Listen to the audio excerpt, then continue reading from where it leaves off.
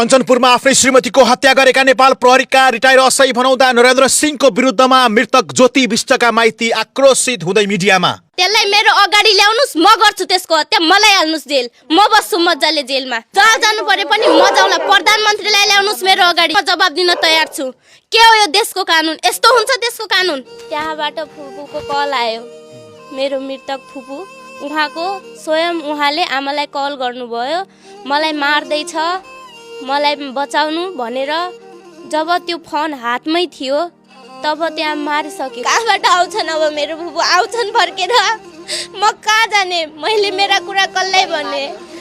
अब मलाई राम्रोसँग पढिस्, मलाई गल्ती गर्दा डाँट्ने चिल्लाउने, मलाई सम्झाउने कोही छैन। अब दर्शक महानुभावहरू, केही दिन अगाडि कञ्चनपुरको भीमदत्त नगरपालिका 8 तिलाचौरमा निकै नै दुःखद घटना घट्यो।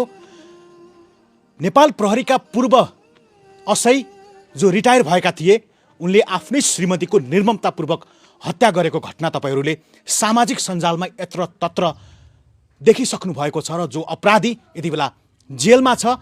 र यति बेला भने हामी जो मृतक ज्योति विष्टको घरसम्म आइपुगेका छौँ, माइती घरसम्म आइपुगेका छौँ। नाम? मेरो नाम